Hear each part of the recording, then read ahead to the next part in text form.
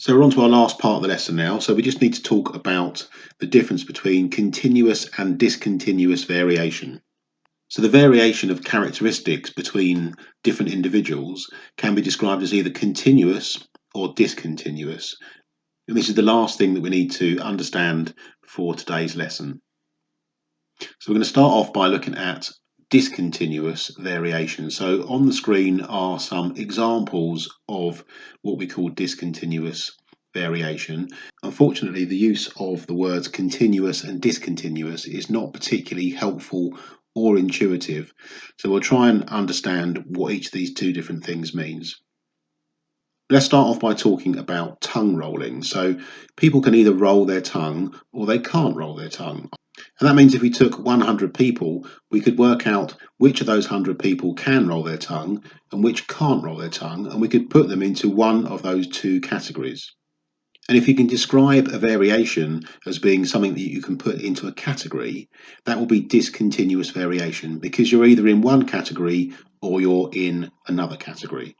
There's some other examples there. So we have people have either attached earlobes or free earlobes. You can be male or female. You can have dimples or not dimples. And blood groups, although there's more than two, you are one of a predetermined set of blood groups. You can't be halfway between one blood group and another.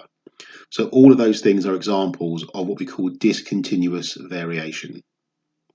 If we look now at continuous variation, this is a type of variation where it's harder to put people into categories. So a good example of this is people's height.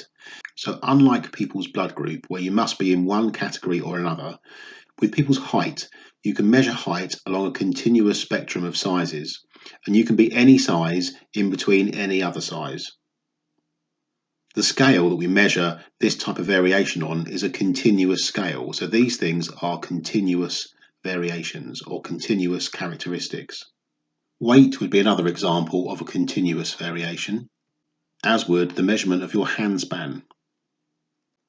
Now you have to be really careful because it is obviously true that when you measure people's heights, you could categorize people into those that are under 6 foot tall and those that are over 6 foot tall.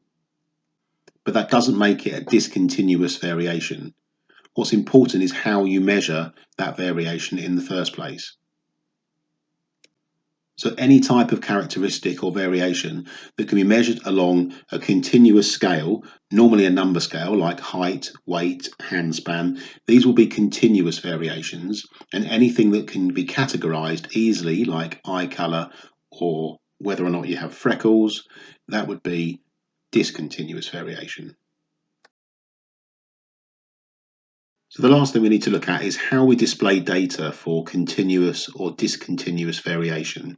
So if you look on the screen now, we've got two bar graphs there, and the one on the left, graph C, that is a bar chart which shows some discontinuous variation. We have the number of whole leaves on different plants that have been counted, and up the side we have the frequency, so how many plants have that many leaves. So the first bar on the left of that diagram shows that there were 3 plants which had 10 whole leaves.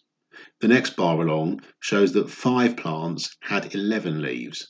And the reason that it's discontinuous variation is that each plant could be put into the category of how many whole leaves it had.